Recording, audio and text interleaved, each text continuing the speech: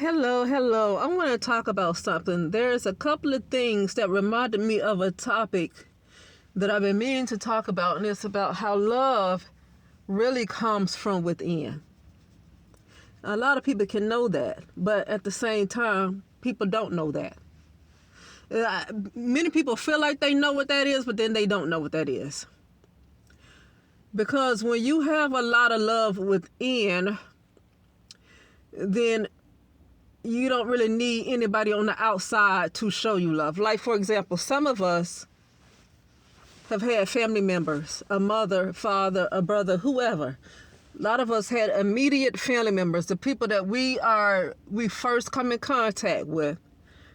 We first get to know. These are the people that shape a huge part of our reality. And some of us come from a family that make it a point to make sure that we know that we are not loved. Okay, now as you grow up, you get beyond it. But I don't like to say, well, you getting old now, so it's time to get beyond that. No, because that type of stuff right there shapes a huge part of your reality. And it's not about getting older, because this is energetic.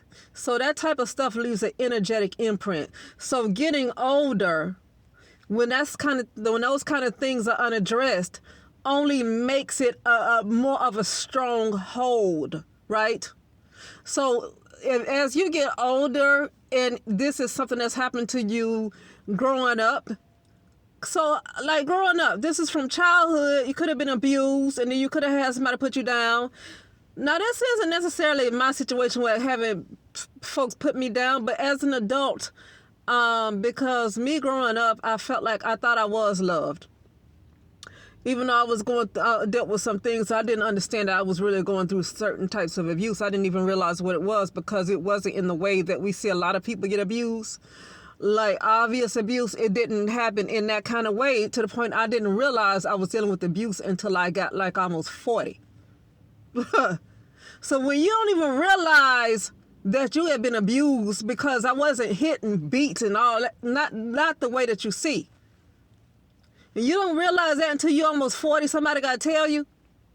Or it's like you just grow up and you finally realize that's what the hell happened. And some things your mind just block out. And then it's not age is like, well, you older, that ain't got nothing to do with it. Because that's a energetic impression. And that type of stuff shapes your reality. And you don't know what sometimes, I'm not going to say you don't know what to go to therapy for, because you don't know what to say that you want if you can't even realize that you might have been abused. Only thing you can do is talk about what you remember in your childhood, and they might uncover it. But it does leave an impression, right? And but it makes it even harder when you're dealing with the wicked family. Not only have they cause a lot of emotional, psychological abuse and spiritual abuse, but the spiritual abuse continues because they could be involved in cults. And, they could be involved in cults where they get into sacrifice, and that's what some people might call dark magic. Now, I know some people got their own definitions of dark magic, but this is the way dark magic is defined by some.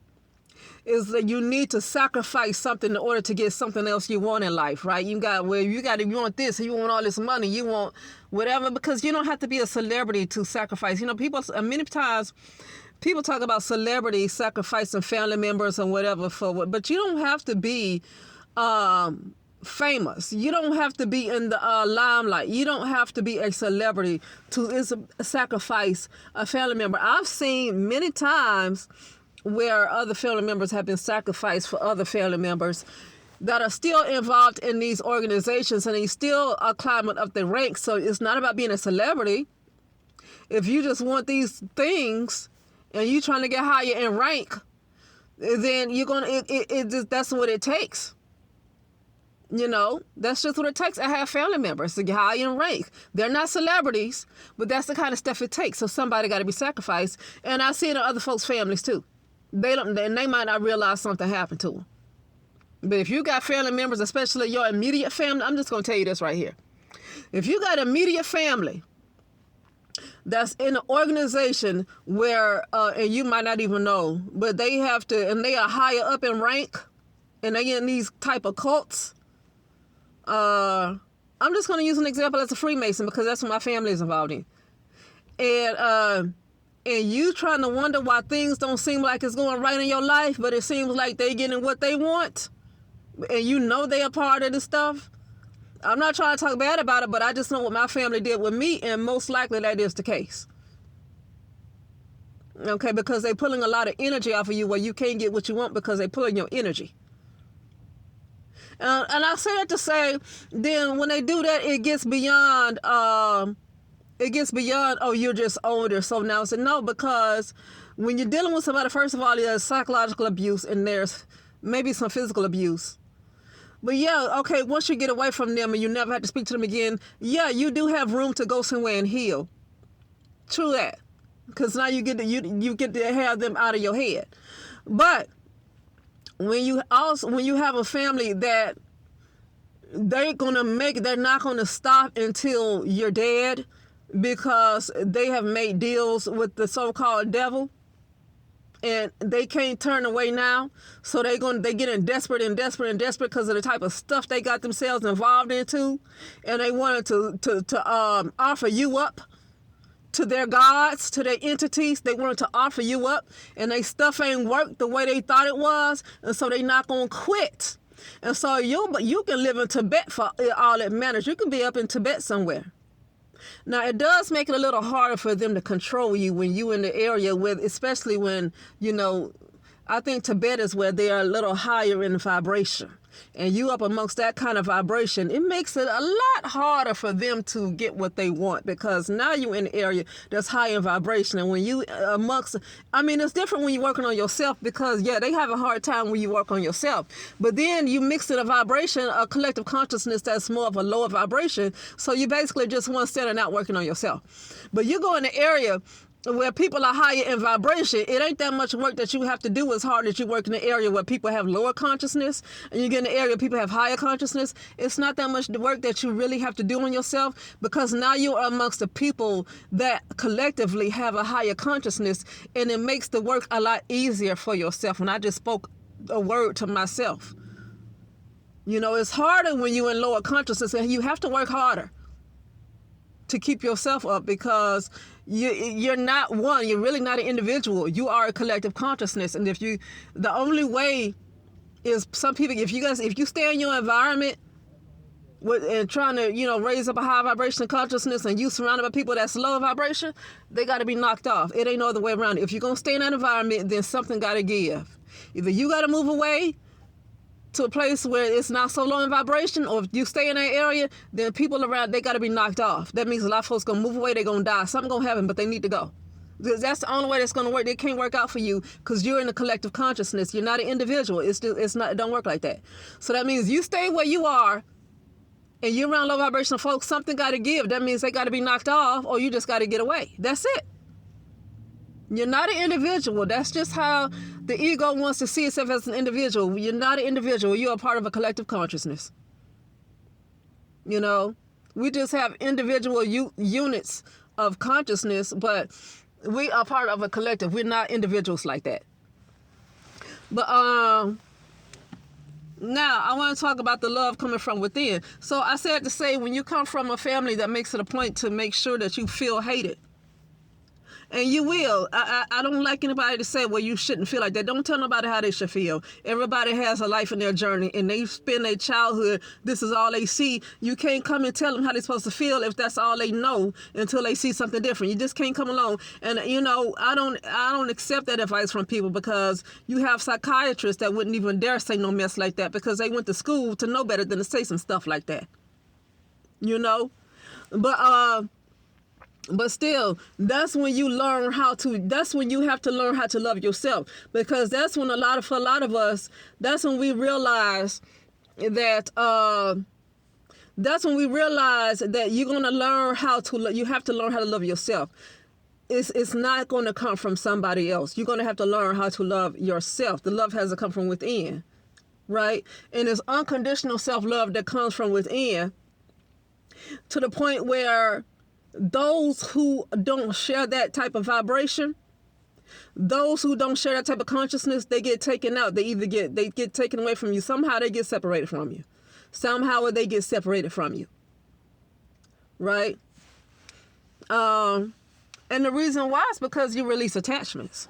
You release attachments that were attached to you. And so when you release all these little attachments and that energetic impression, then the family have no more power, or whoever tried to hurt you, could it be a spouse or whoever, the boyfriend, girlfriend, whoever it is, they have no more power over you because you don't release so much attachments that they no longer have power. And if they haven't learned how to love themselves, they are in trouble and they just might not live another day. And it's their fault.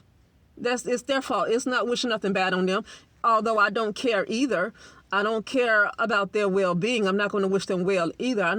I just don't care. I'm not of the false positivity of saying, well, I wish you well. No, I don't wish them well. And they have committed several crimes. So why would I wish them well? I do not. Okay? I do not. You know, you wish them well, we'll wish Jeffrey Dahmer well too. You know, to wish them well. But anyway, so I want to talk further about a couple of things that made me upload this. So I was listening to a live, and they were talking about Themis and Thoth, Themis and Thoth, and he talked about what's her name, Gwyneth Paltrow.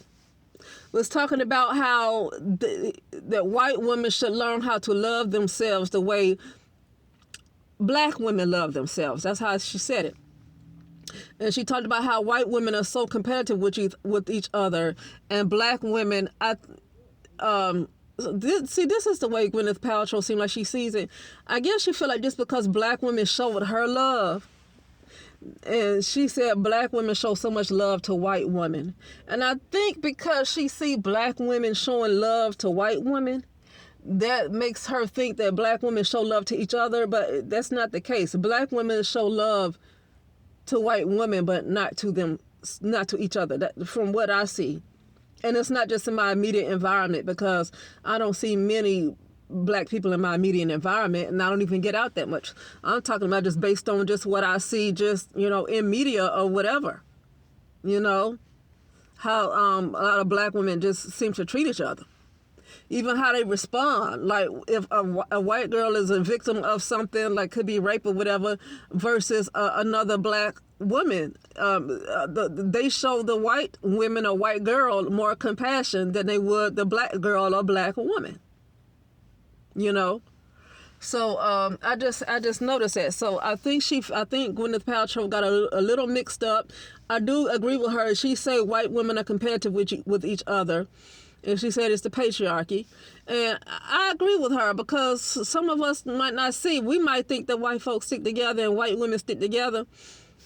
They might stick together when it comes to not wanting somebody else to so-called win. But they probably compete with it. I don't want to argue with her about that, because she knows her community better than I would know her community, you know. But here's something, the key that she said. She said that black women had to learn how to love themselves because I think she said that, because they come from a patriarchy that uplifts their women. And when you come from a patriarchy that uplifts your women, you don't really have to do the work for inner self-love, because you come from a community in a patriarchy that uplifts their women. They might be sexually attracted, or even some white men might even be more physically attracted to black women.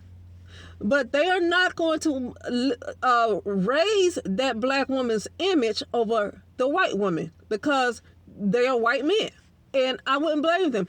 See, it's like if I was like an Asian man, I wouldn't expect him, just because a lot of them are very much attracted to black women. But I do not expect them to raise up the black woman's image over their own women. As a matter of fact, it was a lot of white Asian men who did try to raise up the white woman's image over their own Asian women, and those Asian women walked away from them and started dating other men in the droves. Okay? And that's when they got their stuff together. All right. So, but yeah, I do see what she's saying though, that when you have a community that tears you down, and then you're torn down growing up in your house, and then you come from a community where you have a community that kind of praises other women over their own women, and then as Malcolm X said so eloquently, the black woman is the least protected, the least respected. And so when you deal with that kind of stuff, you have to learn the love has to come from within. So that could be what Gwyneth Paltrow is also saying. She did not have to work that. White women don't have to work that hard for the love that comes within, because they come from a community in a patriarchy that uplifts them, even if they are not.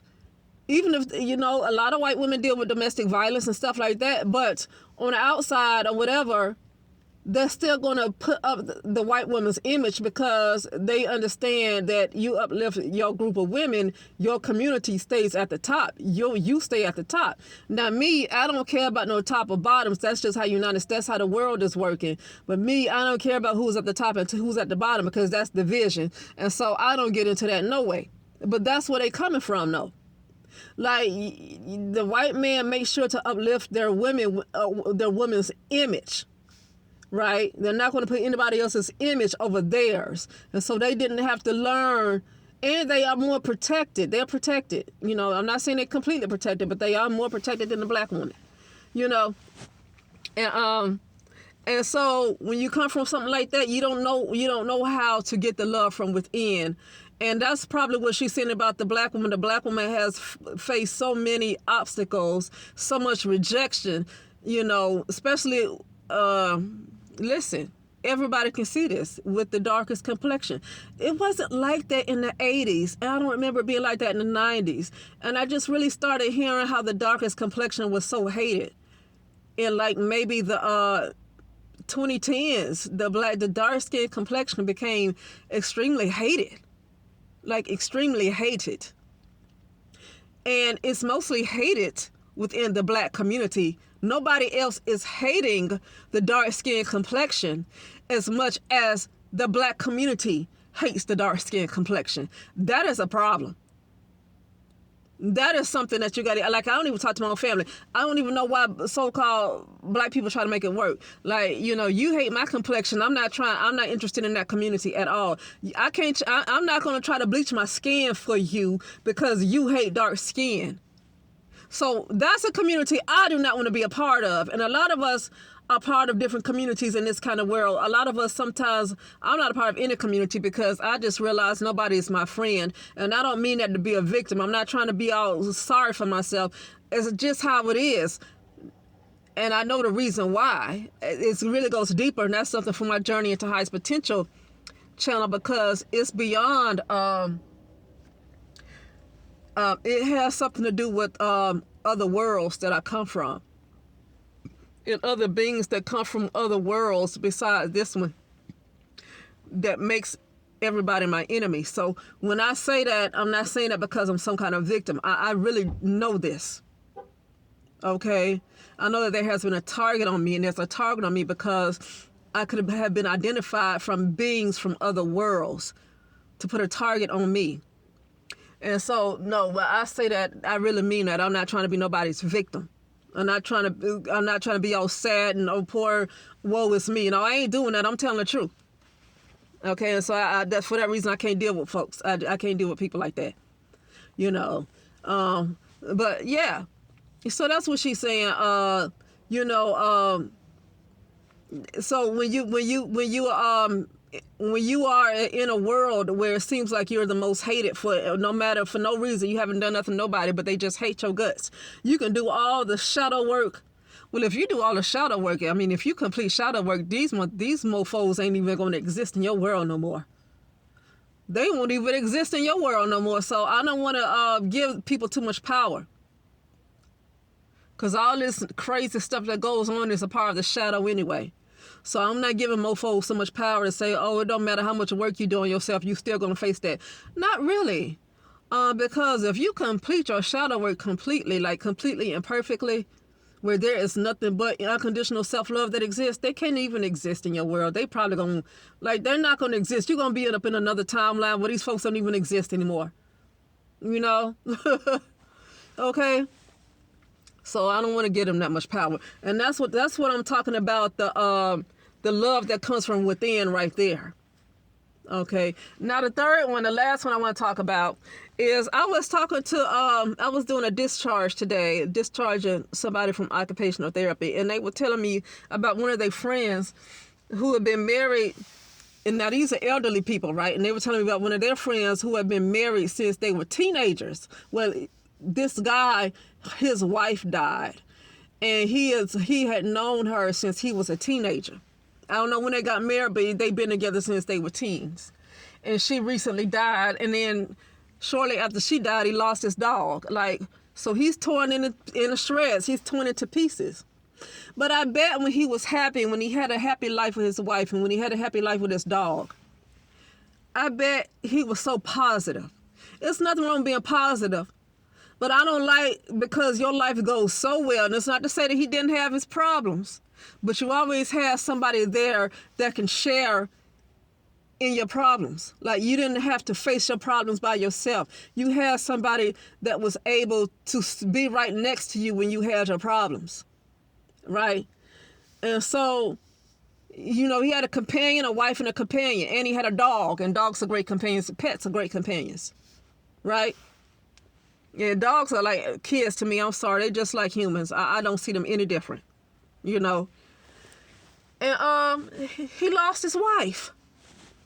And I felt so bad, like, wow, because he has known her. They've been together since high school. That means she is a huge part of his identity. She was a huge part of his identity. His identity is wrapped up in his wife, and the same thing with her. Their identities are wrapped up in each other because his entire adult life, he was married. And then she dies. And that's some scary stuff to me. I don't want to get married. That is scary. I don't care what nobody say. That's some scary stuff where it's better to love and lose. No, I don't want to lose them. I do not want to lose them. Period. I don't believe in that crap. So that is scary as heck to me. But this is what I want to say about that, though. This is when you got to understand that love comes from within. Because a person who had all that going for them, and he's just an example, but a person who had a marriage, who had children, and who just had a happy family, even though you can have your problems, everybody got problems, but for the most part, they were a happy family. You thought that you knew what self-love was because you had people around you who were able to lift you up. So you thought you knew what self-love was until they died. Until they died, and then you lost your dog. And then it's like, if you did not have that inner love from the beginning, and you lose your mother, well, it's still hard to lose your mother, but the point I'm making is when you don't really have it, and you lose your mother, it's hard to lose your father, and you lose your spouse, your dog, or your children. Still hard to lose them. I don't care how much inner love you have, it's still hard to lose. But when you really don't have it, but you think you have it, because you always had support, you always had these people around you to lift you up. So you were under the illusion that you thought you had all this inner love, and you found out you didn't really have it like you thought you did when you lose them. And so that's what I'm talking about. Like, that's why I said love just has to come from within, no matter what. It don't matter if you got a lovely spouse, children, whoever. Love always has to be within, because in this type of world, in this type of savage world where things decay, a decaying society, people die. You lose things. There's constant losses in this type of world. And so love has to always be from within. But with that being said, I'll talk later.